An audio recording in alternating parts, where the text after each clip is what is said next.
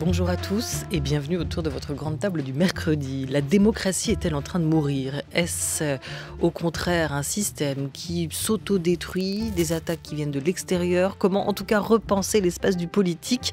Et d'où viendra notre salut démocratique? À partir de 2h55, rendez-vous avec les deux philosophes Chantal Delsol et Myriam Revaud-Dallon, auteurs de Ainsi meurt la démocratie chez Mialet-Barreau. Mais d'abord, Addictif, le retour du roman feuilleton, dit-on Blackwater de l'américain Michael McDowell, le fondateur de la petite maison d'édition Toussaint Louverture. Dominique Borde joue avec les codes de la série en publiant les 6 volumes de la saga, les uns après les autres. Une saga traduite par Yoko Lacour et Hélène Charrier. Blackwater, tout de suite à l'honneur de cette grande table culture.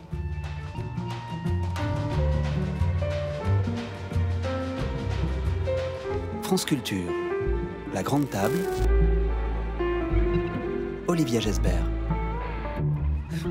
Et bonjour Dominique Borde. Bonjour. Bonjour. On dit petite maison d'édition, pas par la taille, ou peut-être que si, mais surtout par le nombre de parutions. Chaque année, vous avez fait le choix de publier peu, mais de publier bien. C'est exactement ça. Il faut avoir du temps pour publier, il faut avoir du temps pour accompagner le travail des auteurs, il faut avoir du temps pour comprendre l'œuvre qu'on porte, de l'intérieur, de l'extérieur, et écrire son destin à partir du moment où il va sortir. Et ça, c'est incompressible. On peut pas faire d'économie là-dessus, parce que sinon, après, il y a du gâchis. Et j'ai du mal à envoyer de la chair à papier en librairie, c'est pas possible. C'est donc du temps, peu de livres, de l'application. Et beaucoup d'ambition aussi. Alors ça, de l'ambition, je sais pas. Il faut en avoir. L'ambition de bien faire. Mais bien sûr, mais il faut aussi en avoir pour qu'une maison comme ça naisse, pour qu'une maison comme ça trouve sa place dans un marché de l'édition qui est quand même déjà solide et bien existant, et qu'elle trouve ce qui sera son identité, sa marque de fabrique. Vous l'avez tout de suite su, vous, en prenant cette maison, Toussaint Louverture. Alors, je ne l'ai pas tout de suite su, mais je l'ai dessiné très vite quand j'ai fondé Monsieur Toussaint Louverture. Et le moteur, c'était pas l'ambition. C'était vraiment plus quelque chose de l'ordre de la passion et de l'énergie un peu débordante que j'ai injecté dans un projet ni créatif ni non créatif, qui était une maison d'édition, parce qu'on n'est pas un créateur, on ne se substitue pas à l'artiste, mais on doit exister quand même, on doit avoir une parole, on doit avoir un espace à soi. Et j'avais cette idée de créer une maison d'édition qui puisse parler, en plus de la parole, qui puisse avoir une parole éditoriale, une geste éditoriale créative, tout en accompagnant une œuvre, tout en habitant des romans, tous différents les uns des autres. Alors c'est sacrément culotté justement de l'appeler Monsieur Toussaint Louverture, cette maison d'édition, et de ne pas lui donner votre nom, qui aurait pu aussi traduire un état d'esprit et personnaliser la ligne éditoriale que vous alliez lui insuffler. Qui était Monsieur Toussaint Louverture et pourquoi Alors Toussaint Louverture, c'est un personnage historique. Pourquoi je l'ai choisi, ça me regarde. Et pourquoi vous l'avez monsieurisé? Ça vous regarde, ça ne nous regarde pas. Disons que c'est ma dernière petite parcelle d'intimité. C'est quelque chose, je peux vous offrir tout ce que vous voulez. C'est déjà bien de vous avoir avec nous. Non, mais vraiment, je peux tout dire. Je veux garder un dernier petit périmètre de mystère ou de choix qui revient finalement qu'à moi ou qu'à la structure.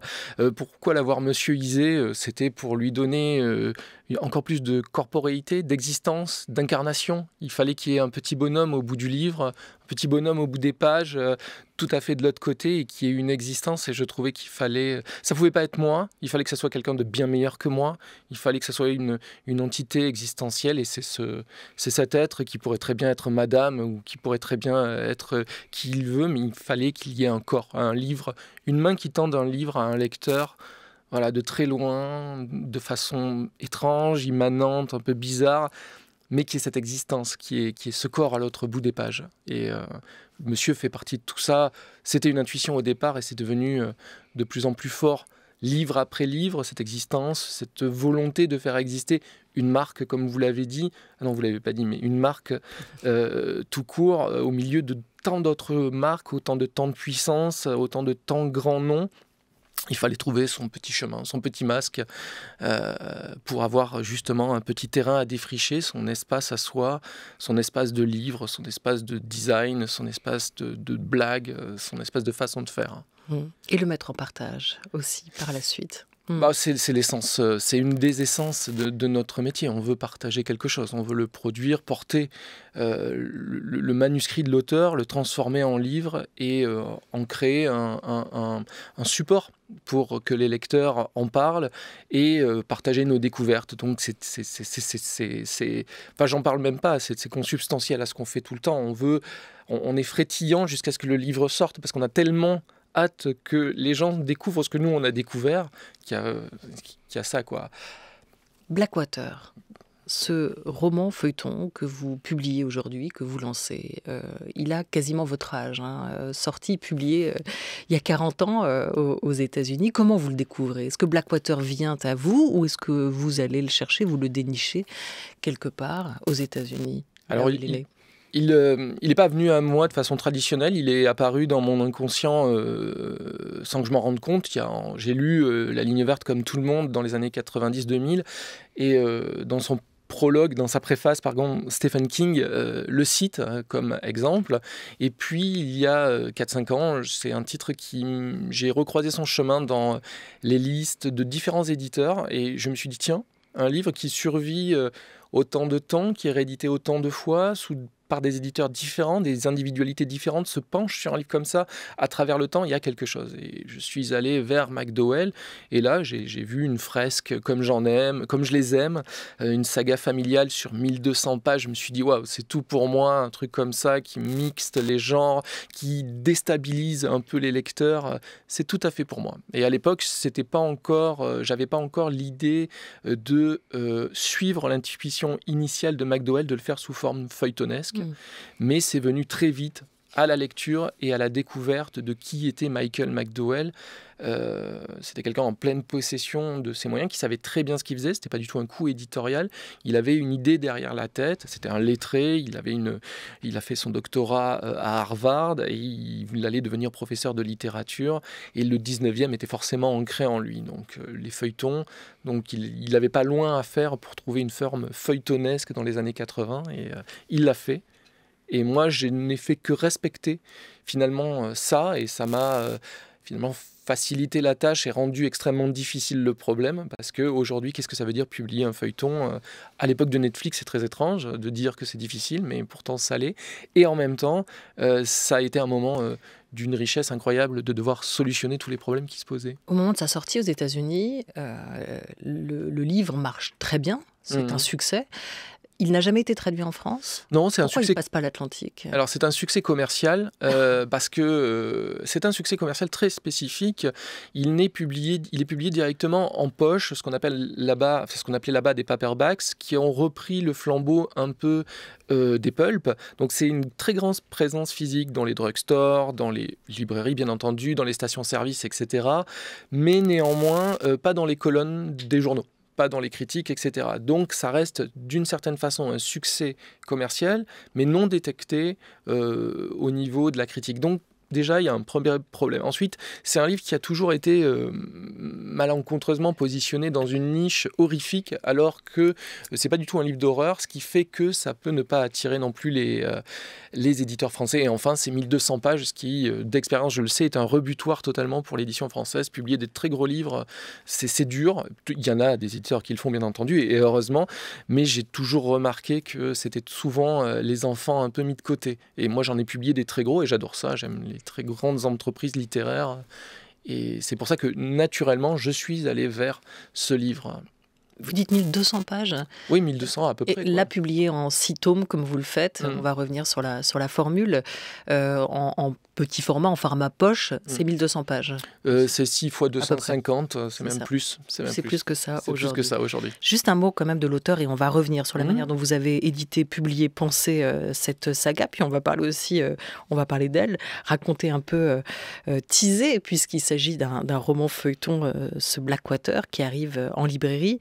Un mot de son auteur qui a influencé les plus grands, vous le disiez, et notamment Stephen King. On écoute le maître King en 93. Il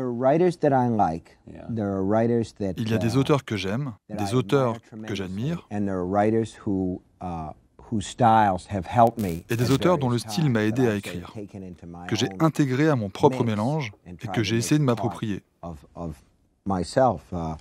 Je pense que quand un auteur est en formation, il est, comme le disait ma mère, un peu comme le lait dans le frigo, qui prend le goût de tout ce qui l'entoure. Voilà, alors dans cet entretien, il ne cite pas explicitement McDowell, dont il a dit qu'il était aussi une de ses références, une influence en tout cas majeure, mais ce qu'il dit à ce moment-là des auteurs qu'il aime, des auteurs importants, cette idée aussi du lait dans le frigo qui prend le goût de tout ce qui l'entoure, est-ce que ça colle bien à McDowell que vous avez, vous, bien lu, Dominique Borne? McDowell, c'est délicat. Je ne pense pas que c'est quelqu'un qui avait déjà une idée très précise de ce qu'il voulait faire. Il avait des thèmes de travail très, très particuliers, la famille, la vengeance. Et quel que soit le domaine d'écriture qu'il habitait, c'est-à-dire qu'il fasse du polar, qu'il fasse des scénarios pour le cinéma, qu'il fasse des romans historiques, il gardait ça. Et en équilibre de ça, il voulait juste raconter des bonnes histoires. Il voulait juste il voulait seulement que les lecteurs passent un bon moment avec ses livres et qu'à la fin du livre, il veuille que le lecteur prenne un autre livre de Michael McDowell. Mais si on se dit que McDowell a influencé Stephen King, qui aurait influencé McDowell? Est-ce que c'est simplement le monde qui l'entoure? Est-ce que c'était quelqu'un qui il a fait vraiment très perméable à tout cela Non, lui, il a vraiment une écriture il a un côté très Mark Twain. Alors, c'est pas cité parce qu'il y a très peu de traces d'entretien qu'il a donné dans quelques revues où il aborde pas ses influences. Il y a aussi Eudora Welty, mais je crois que c'était une écrivaine de l'Alabama, mais je crois que c'était une forme de blague. Parce que j'avais l'impression que c'était une blague entre lui et Stephen King de citer Eudora Welty, parce que King, dans Esquire, a publié dans un entretien, a cité McDowell et il cite Eudora Welty. J'ai l'impression que c'est une forme de blague entre eux, mais il aimait, lui, particulièrement les écrivains qui ont un territoire, comme Lovecraft par exemple, mais comme King lui-même, qui ont un territoire géographique qu'ils habitent, que ce soit le Maine, que ce soit Castle Rock, et lui donc, ça serait l'Alabama. Il était fasciné par ces écrivains qui sont capables d'habiter une zone, ou Faulkner, d'habiter une zone d'un point de vue littéraire et réaliste. Et ça lui plaisait énormément. Alors vous dites on a un peu trop rapidement classé, catégorisé, en tout cas Blackwater aussi dans cette case de l'horreur, de l'horrifique. C'était peut-être moins ça, mais néanmoins il a quelque chose d'un peu gothique, ce McDowell, quelque chose d'assez noir aussi dans son style, et une vraie quête du fantastique, de l'extraordinaire qu'on retrouve notamment dans Blackwater. Un goût pour cela. Alors disons que oui, de toute façon lui il est au-delà, il est baigné il avait une fascination pour la mort. Tellement, il en riait, mais aussi il l'a collectionné. C'était moi je l'ai appelé le Death Collector. Il a une collection très particulière. Comment on collectionne la mort? Voilà, il a collectionné les artefacts mortuaires, c'est-à-dire tout ce qu'il pouvait trouver qui était en rapport à la mort. Par exemple, des memento mori, des photos à une époque où les parents posaient avec leur enfant justement décédé, habillé. Il avait même un cercueil. Il avait aussi des pubs de croque-mort. Il avait des photos d'exécution. Et vraiment, il avait une approche très englobante. Il voulait connaître tout ce qui avait trait à la mort. Sa thèse de doctorat portait sur l'approche de la mort, le rapport à la mort des Américains de 1895 à 1900 et quelques. Et il était vraiment plongé là-dedans. Et de fait, quand on a une proximité si forte et une passion si forte pour la mort, on égrène à chaque fois qu'on écrit à la fois des clichés, mais aussi des petites choses innovantes sur la mort et sur le morbide qui vont parceler Blackwater et ses autres livres, mais sans en faire le sujet principal. C'est juste la vie. La vie qu'il décrit, et la vie est teintée de mort à chaque fois, elle est très présente, mais c'est pas non plus, poussif, c'est saupoudré. C'est saupoudré de fantastique, mais il est présent de façon très élégante, sans être à démontrer. Il accompagne la lecture et il dépasse les personnages dans le sens où, disons, si un personnage est surnaturel, c'est juste une extension de sa nature très forte. Par exemple, le personnage principal qui s'appelle Elinor est également un monstre, mais aujourd'hui, quelle femme puissante n'est pas considérée comme un monstre? Et bien en avance, McDowell avait compris ça. Et c'est donc normal, finalement, tout fait sens. On va y aller, en fait, on va le teaser quand même, ce livre, parce que là, moi, je commence à avoir très faim. Vous nous mettez en appétit. On le fait ensemble, ce teasing de ce roman feuilleton qui vous emmène au cœur donc de l'Alabama, dans l'histoire d'une famille riche de plusieurs scieries, les Cascades, Blackwater. C'est le nom donc de la rivière en crue, d'où le titre du premier tome, qui paraît d'abord donc en librairie. La ville de Perdido est inondée. Nous sommes en 1919, l'industrie est à l'arrêt. Le fils, Oscar, va repêcher, entre guillemets, une survivante de ces inondations, une belle inconnue, que McDowell décrit comme grande, mince, pâle, altière et belle, aux épais cheveux d'un intense rouge argileux. Elle porte avec elle tous les mystères de cette résurrection, cette inconnue, Elinor, que vous avez nommée. On sait assez peu de choses d'elle, de son passé. On comprend assez vite qu'elle a d'étranges pouvoirs. Et Dominique Borde, en interrogation. Et elle décide, ou on comprend également qu'elle veut se faire une place dans cette famille. Dans cette famille qui est dirigée de main de fer par une matriarche, Marie-Love Casquet, qui en fait n'est que le reflet de la façon dont cette ville fonctionne, c'est-à-dire c'est une société totalement matriarcale, un monde unique, entre guillemets, unique, qui est dirigé par les femmes réellement et en apparence par les hommes. Et donc, ces deux-là vont s'opposer dans des luttes silencieuses, dans des guerres très violentes qui vont nous amener à dévoiler les projets des unes et des autres. Et en même temps, la vie continue, l'histoire lointaine, la crise de 29, la Deuxième Guerre mondiale vont venir se greffer, mais de façon plus lointaine, sur le récit. Et de rebondissements en cliffhanger, en surprise, en approfondissement de personnages, on va arriver à une véritable fresque féminine, où la question centrale va se poser, c'est quel rapport entretient-on avec nos enfants ? C'est le cœur du livre, on s'éloigne. Le livre cache en son cœur un autre livre qui est la relation mère-enfant. Père aussi, mais mère-enfant, et je dis bien enfant, et je dis pas forcément garçon ou fille ou autre chose. Il y a ce qui fait, j'ai l'impression qu'on l'a déjà entendu là, les ingrédients ou la force de cette saga et qu'on peut décliner et éclairer un peu ensemble. Mais vous avez dit ce mot de cliffhanger qu'on rattache. On a peu d'équivalent en français, si ce n'est l'idée du rebondissement de fin qui nous donne envie d'aller retrouver l'épisode d'après. Et qui est peut-être le secret aussi de l'écriture par l'auteur. Est-ce que cette histoire, qui va se dérouler d'ailleurs sur plusieurs décennies, on l'a moins dit, a été pensée, vous le confirmez, dès l'origine par l'auteur comme un feuilleton. Il l'a construit, chapitré, pensé avec ses rebondissements dans la narration même. Tout à fait. En fait, il a écrit sur 6 mois. Et son compagnon m'a dit que lorsqu'il travaillait un volume, il le travaillait sur un plan général tout en corrigeant le précédent. Et il avait vraiment une vision totale de ce qu'il voulait faire dès le début. Il avait écrit, et quand on a fini le livre, on ne peut que comprendre que la fin était déjà inscrite dès le début. Et il a vraiment travaillé ça. Donc chaque roman est en fait une sorte d'épisode avec en effet des questions en suspens, d'autres résolues et une envie de continuer. Et il avait cette idée d'écrire un très grand livre, donc une fresque sur plusieurs générations en effet, qui va se dérouler sur 50 ans, mais et tout en tenant en haleine les lecteurs par toutes les ficelles et les moyens possibles. Et vraiment, il y a cette idée d'épisode qui a été publié mois après mois dans l'édition originale et qui est publiée tous les 15 jours désormais. On va quand même dire pour les plus jeunes auditeurs qui nous écoutent et on le comprend à travers vos mots, Dominique Borde, c'est pas Netflix qui a inventé la série, elle existait déjà en littérature, ce que nous rappelle aussi Mathieu Le Tourneau. Il est professeur de littérature à Paris-Nanterre, il est l'auteur de fiction à la chaîne, littérature sérielle et culture médiatique, et il nous redit à quel point ces objets culturels sériels n'appartiennent pas simplement à la basse culture. On pose généralement littérature populaire comme l'autre de la littérature, culture populaire comme l'autre de la haute culture.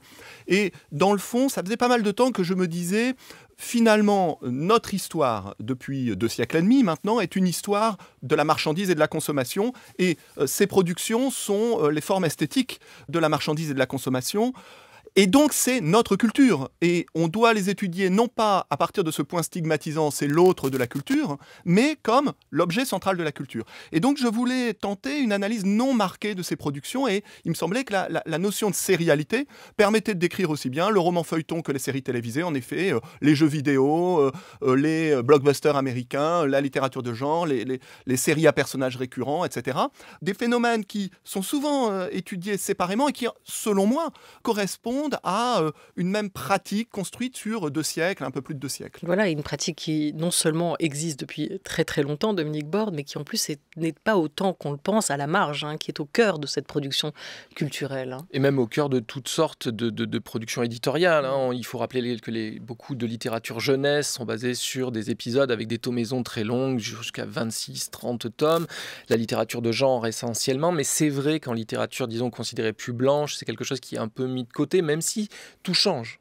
Aujourd'hui, tout évolue, tout est influencé, et puis finalement, l'édition n'est que répétition, n'est que cycle. Donc là, en effet, il me paraissait évident que cette intuition des années 80 de Michael McDowell pouvait trouver tout à fait sa pertinence aujourd'hui, trouver une sorte de compréhension, de reflet, être un reflet de ce qu'on vit tous les jours avec les épisodes, les séries, mais également les grands blockbusters qui se fonctionnent en épisodes, en attente.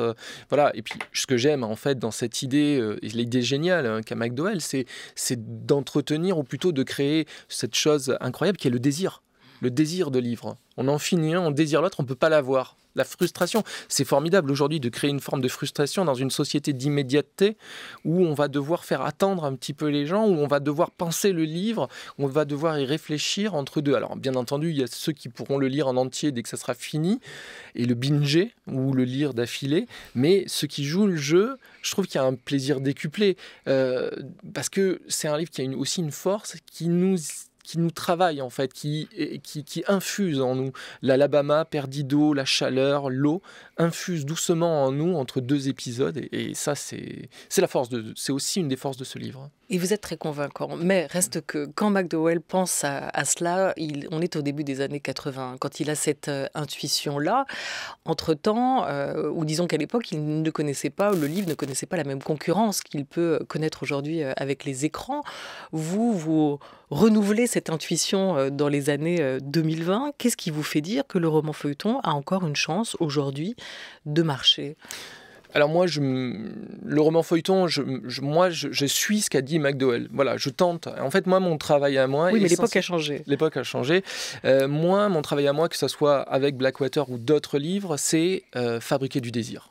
C'est ça, c'est le boulot de l'éditeur, c'est fabriquer du désir dans les yeux d'un lecteur pour le texte d'un auteur. C'est ça, que ce soit par les couvertures, que ce soit par la façon d'en parler, que ce soit par la pression qu'on va mettre sur toute la chaîne, que ce soit par l'envie qu'on va donner aux libraires d'en parler à leurs clients, l'envie des gens de les photographier pour les mettre sur leurs réseaux sociaux. Donc finalement, Blackwater et McDowell m'a offert un espace assez fascinant pour déployer toutes ces intuitions d'envie, de plaisir, de tactilité, de sensibilité sur les livres. Et voilà, après que je me sois trompé, tant pis. En tout cas, je l'ai fait, c'est super. Enfin, c'était très riche d'enseignements. C'était un moment où j'ai associé, où toute la chaîne du livre a été associée, notre diffuseur, les libraires, nos différents imprimeurs, les conducteurs de machines qui ont passé des heures et des heures à imprimer les couvertures, l'illustrateur, et tout le monde a été emporté par cette idée de faire quelque chose qui était totalement inédit, qui n'avait pas été fait depuis très longtemps, qui était enthousiasmant. On allait peut-être se planter, peut-être pas, et en tout cas pas pour l'instant, c'est super ce qui se passe. Et il y a aussi cette énergie commune, collective, qui, moi, me tient à cœur dans l'édition, et c'est en un tout. Voilà, Blackwater me donne une opportunité qui ne se reproduira pas avant longtemps et qui est juste géniale, quoi. Les ingrédients du succès à l'époque, et peut-être aujourd'hui encore, on l'évoquait, le destin de la famille, ses coups bas, ses amours impossibles, les trahisons, tout ce que la famille peut produire. On l'a vu dans la littérature, on l'a vu dans le cinéma d'intrigues et de rebondissements possibles. La verticalité de la famille, ça c'est l'auteur qui le disait à l'époque. L'amitié, tous ces liens-là qu'on se tisse au fil d'une vie sont plutôt horizontaux. La famille, ce qui est fascinant, c'est que c'est vertical. Il y a une autorité permanente, naturelle et restaurée. Et puis, il y a le fait que c'est un roman finalement extrêmement moderne, parce qu'il est féminin, presque féministe, ce qui est particulier pour l'époque, et qu'on peut se dire que en éditant cette saga, vous allez toucher à une actualité qui est aujourd'hui assez vivante. Il y a le fait que c'est une fresque romanesque et fantastique qui crée de la surprise. Et puis il y a un dernier point qu'on n'a pas évoqué ensemble et que je trouve important, c'est que cette histoire-là, elle épouse aussi la grande histoire. Hein. Ça se passe sur plusieurs décennies. Qu'est-ce qu'on va traverser dans la vie du monde ou dans celle des États-Unis à travers l'histoire de cette famille-là? Alors c'est très intéressant parce qu'en effet, il y a plusieurs focales quand on lit Blackwater. Il y a bien sûr la cellule centrale familiale très concentrée avec laquelle on est, où le temps passe, on est au temps normal. Puis il y a la vie de la ville et de l'Alabama au sens plus large. Et puis beaucoup plus loin, il y a la vie du monde qui nous influence. Donc la Seconde Guerre mondiale, mais aussi l'évolution des droits civiques, la fin en gros d'une forme de ségrégation qui ne dit pas son nom. Il y a des crises économiques et qui influent vraiment sur la destinée. Et en même temps, on a cette force fictionnelle, qui est ce personnage féminin d'Elinor qui s'élève contre tout ça. Elle, finalement, elle est tellement fascinante que peu d'importance la guerre, peu d'importance les crises. Tout ce qui compte, c'est de tenir et de déployer suffisamment d'énergie pour faire ce qu'on veut faire. Et voilà, c'est déjà beaucoup. C'est Jean-Claude Fasquelle, grand éditeur décédé récemment, directeur des éditions Grasset et Fasquelle, qui parlait de son rôle, de son métier d'éditeur comme celui d'un alchimiste. Hein. Il estimait que pour lui, le vrai métier de l'éditeur, c'était de transformer quelque chose qui n'a pas encore vu le jour en une matière qui sera aimée par le lecteur. À réseau d'un tome tous les 15 jours en librairie du 7 avril au 17 juin, vous allez donc faire paraître cette saga Blackwater. C'est un défi éditorial, ça on l'a évoqué, vos choix on les a compris aussi. Il y a un dernier petit point qu'il faut aborder, c'est que vous êtes vous graphiste de formation. Les couvertures sont très très belles, vous les avez imaginées, elles feront partie de l'aventure intégrale. C'est important de penser aussi au paquet qu'on va offrir, au cadeau qu'on va offrir aux éditeurs, à la forme que ça prendra.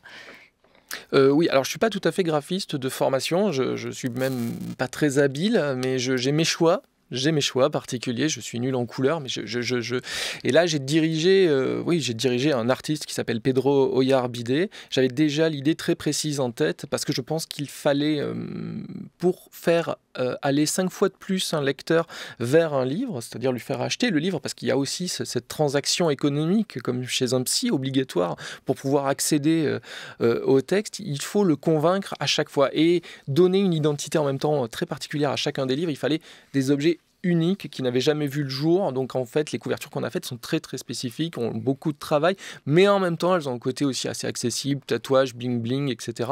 qui donne, et puis il y a aussi beaucoup d'énigmes cachées dans les couvertures qui donnent accès à d'autres lectures du livre. Voilà, c'est un tout. De toute façon, pour moi, le livre est un ensemble global qui démarre bien avant que le lecteur l'achète. Le plaisir de lecture commence par le bel objet et ce qu'on peut tenir entre les mains. Merci beaucoup à vous, Dominique Borde, d'être venu beaucoup pour autour de cette grande table culture. Plein de chance et de belles choses pour cette saga Blackwater, donc que vous éditez avec les éditions Monsieur, hein, on le dira bien. Et un jour, j'espère qu'on arrivera à percer ce secret avec les éditions Monsieur Toussaint Louverture.